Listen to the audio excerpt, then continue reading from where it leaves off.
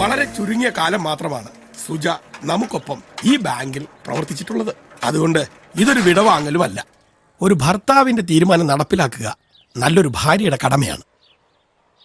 ജോലിയേക്കാൾ പ്രാധാന്യം കുടുംബത്തിന് തന്നെയാണ് വേണ്ടത്. സത്യത്തിൽ സുജയുടെ രാജി നമ്മയൊക്കെ ഞെട്ടിച്ചില്ലേ? ശാന്തമ്മ ഞെട്ടിയില്ലേ? ശാരി ഞെട്ടിയില്ലേ? നിങ്ങൾ ആര് ഞെട്ടിയാലും ഇല്ലെങ്കിലും ഞാൻ ഞെട്ടി. സുജ ഇവിടുന്ന് ജോലി രാജിവെച്ച് പോകുമ്പോ നമുക്ക് നഷ്ടമാവുന്നത് ഒരു സഹപ്രവർത്തകയെ മാത്രമല്ല, ദാ ശ്രീകുമാറിന്റെ ഉണക്കച്ചെമ്മീൻ ചമ്മന്തിപ്പൊടി കൂടിയാണ്, അല്ലേ? പിന്നെ എപ്പോ വേണമെങ്കിലും നമുക്ക് സുജയുടെ വീട്ടിൽ പോവാം. അതിനുള്ള സ്വാതന്ത്ര്യം നമുക്കുണ്ട്. അതുകൊണ്ട് തന്നെ ഇതൊരു വിടവാങ്ങൽ ചടങ്ങായി കാണേണ്ട കാര്യമേ ഇല്ല. സുജയ്ക്കും കുടുംബത്തിനും എല്ലാവിധ ആശംസകളും നേരുന്നു.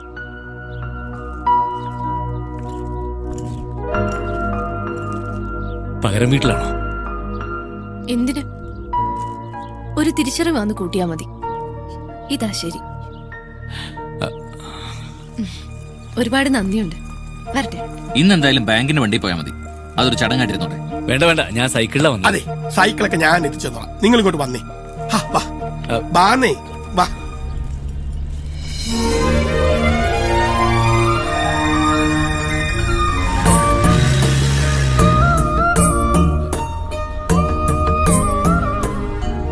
എന്നോടൊരു വാക്ക് ചോദിച്ചിട്ടാവാമായിരുന്നു.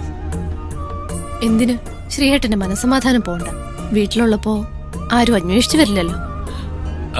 അല്ല, ഇതിപ്പോ ഞാനാണോ തെറ്റുകാരൻ? എന്ന് ഞാനായിരുന്നു തെറ്റുകാരി. ശ്രീയേട്ടനെ കൊണ്ട് ഞാൻ ഇക്കണ്ട പണിയൊക്കെ ചെയ്യിക്കാൻ പാടില്ലായിരുന്നു.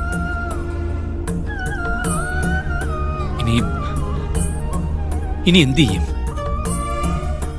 അറിയില്ല.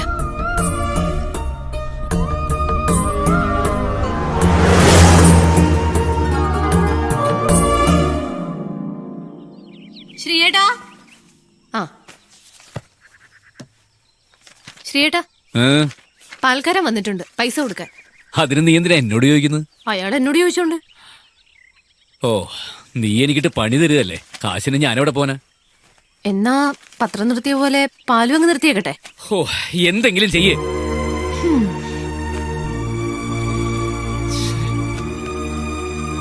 അച്ഛൻ ഇതൊന്ന് ശരിയാക്കി തരുമോ? വേറെ ആരോടെങ്കിലും പോയി ചോദിക്കും മോളെ. അച്ഛനിവിടെ 100 കൂട്ടം പണിയുള്ളതാ. അച്ഛനിപ്പോ വേറെന്ത് പണി? അടുക്കള ജോലിക്ക് ഇപ്പൊ അമ്മയല്ലേ ചെയ്യുന്നേ? മോളെ, നീയും അച്ഛനിട്ട് പണിയല്ലേ?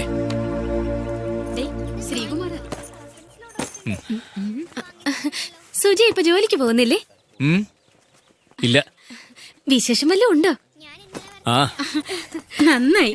എന്തായാലും 2 കുട്ടികൾ വേണം. അയ്യോ, ഞാൻ ഉദ്ദേശിച്ചത് ആ വിശേഷമല്ല. സുജ ജോലി രാജിവെച്ചു. അതൊരു വിശേഷം തന്നെയല്ലേ? ബാ.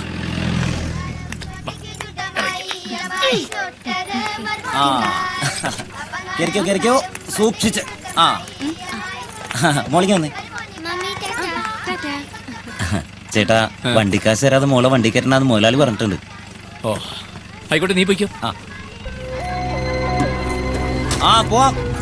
അല്ലെങ്കിൽ ഈ പൊള്ളാച്ചിയിൽ ആടുമാടുകളെ കയറ്റുന്ന പോലെ എന്റെ മോൾ അതിനകത്ത് കയറ്റണ്ട. വാ മക്കളെ, കയറിക്കോ. വാ.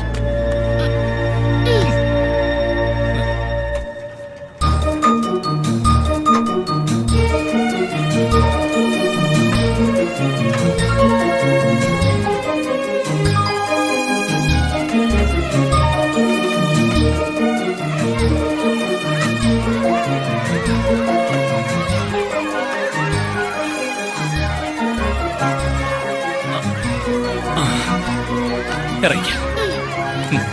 സ്കൂളിൽ വിടുമ്പോ അച്ഛനിവിടെ ഉണ്ടാവുകേ. ടാറ്റാ.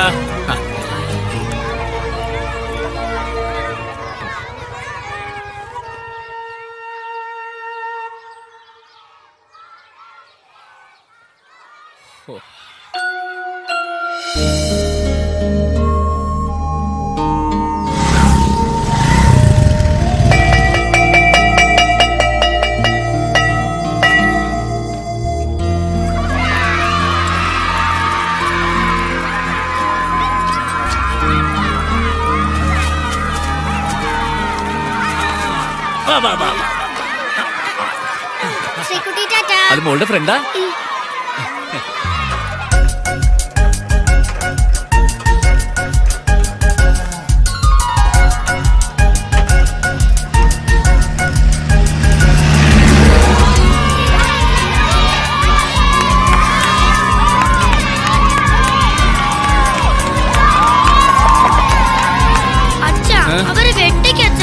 ശരി മോളെ.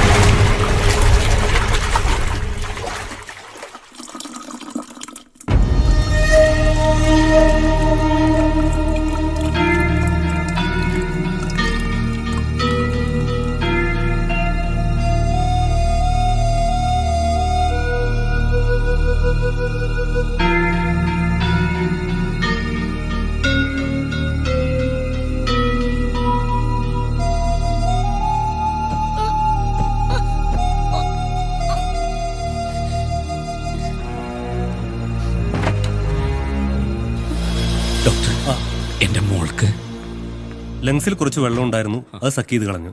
ഇനി പേടിക്കാനൊന്നുമില്ല. ബോധം തെളിയുന്നതുവരെ ICUവിൽ കിടക്കട്ടെ. എന്തായാലും ഒരു 24 hours ഒബ്സർവേഷൻ വേണ്ടി വരും. ഡോക്ടർ എന്റെ മോളെ ഒന്ന് കണ്ടോളൂ.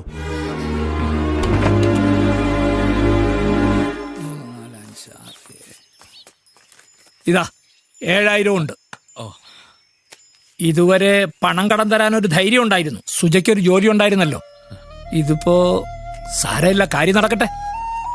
ശ്രീകുമാറെ, മോക്ക് ഇപ്പൊ എങ്ങനെയുണ്ട്? ഇപ്പൊ പേടിക്കാനില്ല.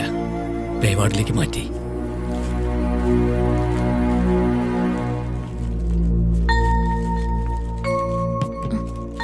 ഇവിടുത്തെ ബില്ലൊക്കെ കുറുപ്പേട്ടനോട് ചോദിച്ചു, പൈസ കിട്ടി. ശ്രീയേട്ടനപ്പോ കോംപ്രമൈസ് ചെയ്യാൻ പഠിച്ചു. ആവശ്യം വന്നാ ആരുടെ മുന്നിലും കൈ നീട്ടാം. വേണ്ട. ഞാനും കോംപ്രമൈസ് ചെയ്യാൻ തീരുമാനിച്ചു. എന്റെ വീട്ടിൽ അറിയിച്ചിട്ടുണ്ട്. നീ എന്തൊക്കെയാ പറയുന്നത്? എനിക്കൊന്നും മനസ്സിലാകുന്നില്ല. നിങ്ങൾക്കെല്ലാം വഴിയെ മനസ്സിലായിക്കോളൂ.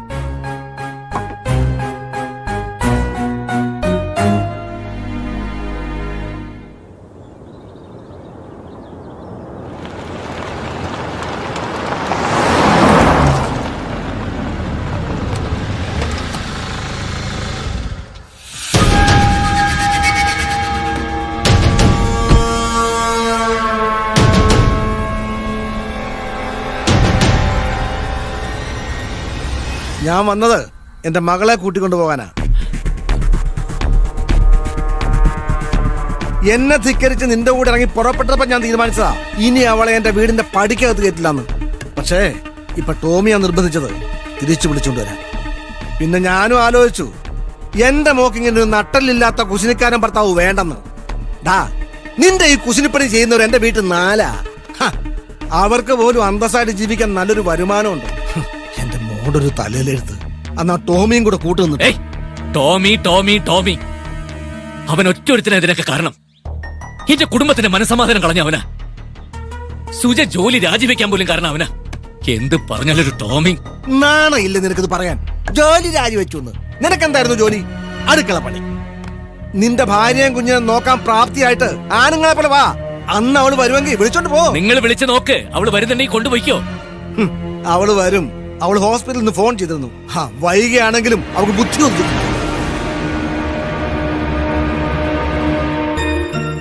അമ്മേ, നമ്മള് വല്യപ്പച്ചന്റെ വീട്ടിലേക്ക് പോവാ.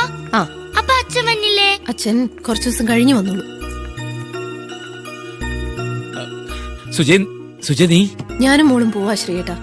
ഒറ്റയ്ക്കാവുമ്പോ ശ്രീയേട്ടന്റെ കാര്യങ്ങൾ എങ്ങനെയെങ്കിലുമൊക്കെ നടന്നോളൂ. അച്ഛാ, ഞങ്ങള് വല്യപ്പച്ചന്റെ വീട്ടിലേക്ക് പോവാ. അച്ഛൻ എന്താ വരാത്തെ? തടയരുത്. മോള് വല്യപ്പച്ചന്റെ അടുത്തേക്ക് ചെല്ല്. അച്ഛാ, ടാറ്റാ. സുജയ് പ്ലീസ്. ഒരുപാട് ആലോചിച്ചു. ഇതാ ശരി.